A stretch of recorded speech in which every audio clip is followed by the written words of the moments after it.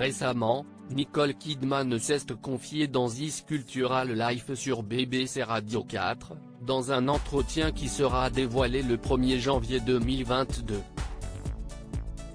Elle y a évoqué son divorce avec Tom Cruise, avec qui elle est restée pendant 11 ans et la période de dépression qui a suivi. Une période très difficile à vivre pour l'actrice qui a dû incarner le personnage de Virginia Woolf dans The Hours sorti en 2002. Son interprétation de l'auteur suicidaire lui a valu de nombreuses récompenses, mais n'a pas amélioré son état mental.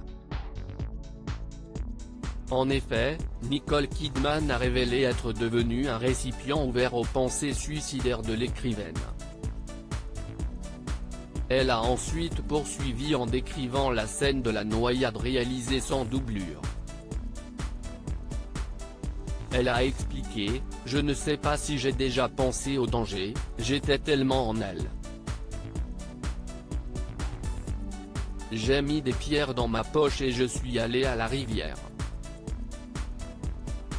Encore et encore.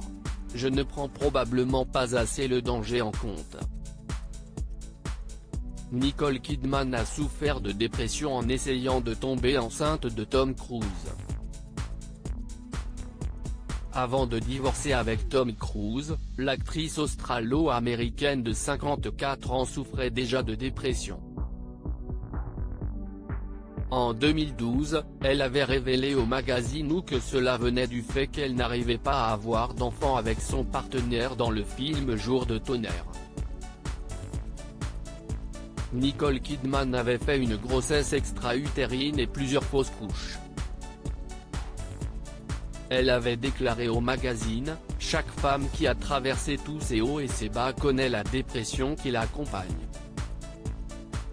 Après avoir adopté 2 enfants avec Tom Cruise puis avoir divorcé avec ce dernier, Nicole Kidman a finalement rencontré l'amour auprès du chanteur Keith Urban. Le couple a accueilli leur fille Sunday en juillet 2008 et a fait appel à une mère porteuse pour leur 2e fille née en décembre 2010. Loading VJ.